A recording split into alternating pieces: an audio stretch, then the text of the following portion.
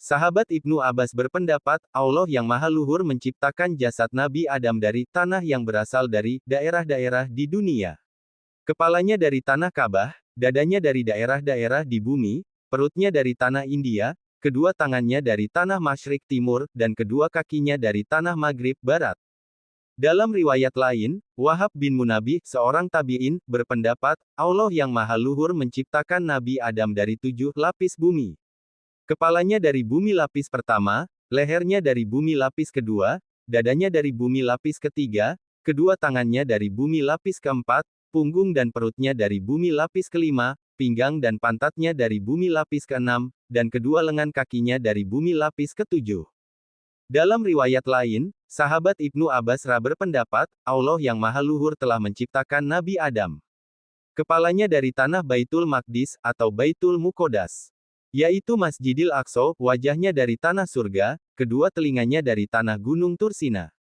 Keningnya dari tanah Irak, gigi-giginya dari tanah Telaga Kausar, tangan kanan serta jari-jarinya dari tanah Ka'bah, tangan kirinya dari tanah Paris, kedua kaki serta kedua lengan kakinya dari tanah India, tulangnya dari tanah gunung, aurat kemaluannya dari tanah Babilonia, punggungnya dari tanah Irak, perutnya dari tanah Khurasan, hatinya dari tanah surga Firdaus, lisannya dari tanah Taif, dan kedua lisannya dari tanah Telaga. Ketika kepalanya diciptakan dari tanah Baitul Maqdis Masjidil Aqsa, maka jadilah ia tempat akal, kecerdasan, dan berpikir. Makna asli an-natik adalah pembicaraan. Ketika kedua telinganya diciptakan dari Gunung Tursina, maka jadilah ia tempat mendengarkan nasihat. Ketika keningnya diciptakan dari tanah Irak, maka jadilah ia tempat sujud kepada Allah yang Maha Luhur. Ketika wajahnya diciptakan dari tanah surga, maka jadilah ia tempat ketampanan dan perhiasan. Wajah adalah perhiasan tubuh.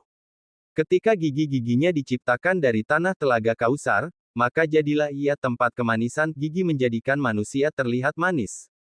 Ketika tangan kanannya diciptakan dari tanah Ka'bah, maka jadilah ia tempat keberkahan, pertolongan di dalam mata pencaharian, dan kedermawanan. Ketika tangan kirinya diciptakan dari tanah Paris, maka jadilah ia tempat bersuci dan istinjak. Ketika perutnya diciptakan dari tanah Khurasan, maka jadilah ia tempat lapar. Ketika auratnya diciptakan dari tanah Babilonia, maka jadilah ia tempat syahwat, belenggu, dan tipu daya. Ketika tulangnya diciptakan dari tanah gunung, maka jadilah ia tempat yang keras, anggota paling keras di dalam tubuh.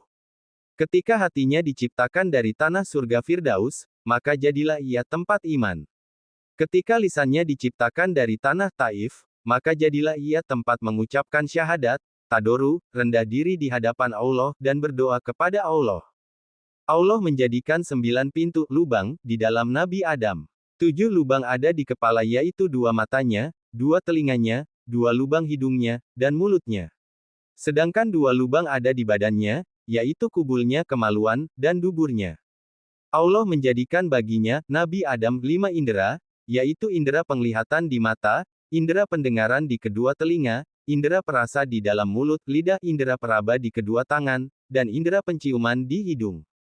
Dikatakan, dalam sebuah pendapat ulama, ketika Allah akan meniupkan ruh ke dalam Nabi Adam, Allah yang Maha Luhur memerintahkan ruh itu untuk masuk ke dalamnya. Dan dikatakan, dalam sebuah pendapat ulama, sesungguhnya ruh itu masuk dari otak Nabi Adam, ruh itu, mengitari di dalamnya selama 200 tahun. Kemudian ruh itu turun ke dalam kedua mata Nabi Adam, ruh itu, melihat dirinya, ia melihat masih berupa tanah kering. Ketika ia telah sampai pada kedua telinga Nabi Adam, ia mendengar bacaan tasbih para malaikat. Kemudian ia turun ke dalam hidung, maka ia bersin, wahing dalam bahasa Jawa. Ketika ia selesai dari bersinnya, ruh itu turun ke mulut, lisan, dan kedua telinga Nabi Adam. Allah yang Maha Luhur pun mengajarkannya untuk mengucapkan, Alhamdulillah, segala puji hanya bagi Allah. Lalu Allah menjawabnya, semoga Tuhanmu mengasihimu, wahai Adam. Kemudian, ruh itu turun ke dada Nabi Adam, maka ia beranjak berdiri tetapi ia tidak mampu melakukannya. Hal itu sebagaimana dalam firman Allah yang Maha Luhur. Adalah manusia bersifat tergesa-gesa, surat Al-Isra, ayat 11. Ketika ruh itu telah sampai pada lambung perut Nabi Adam, maka ia berkeinginan pada makanan. Kemudian ruh itu tersebar di dalam semua jasad Nabi Adam, maka jadilah ia daging, darah, otot, dan tulang-tulang. Kemudian, Allah yang Maha Luhur mengenakan untuknya pakaian yang terbuat dari kuku, yang setiap hari pakaian dari kuku itu bertambah bagus dan indah. Namun, ketika Nabi Adam melakukan dosa, Allah menggantikan kuku itu dengan kulit. Dan sisa pakaian kuku, yang tersisa dari Nabi Adam ada di ujung jari-jari, agar hal itu mengingatkannya tentang awal keadaannya penciptaannya.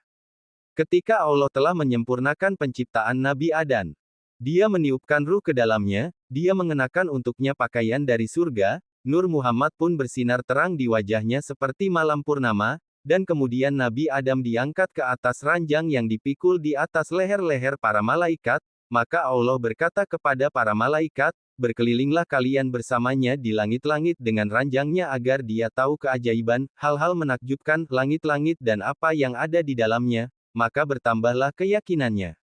Para malaikat pun menjawab, kami mendengar, kami taat. Para malaikat pun membawa Nabi Adam dipikul di atas ranjang, di atas leher-leher mereka dan berkeliling bersamanya di langit-langit selama 100 tahun.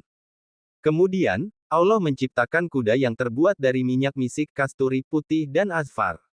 Kuda itu disebut Maimun, ia memiliki 2 sayap yang terbuat dari dur, mutiara, dan marjan. Lalu, Nabi Adam menaiki kuda itu, malaikat Jibril sebagai pemegang kendalinya, malaikat Mikail berada di sisi kanannya, dan malaikat Israfil berada di sisi kirinya.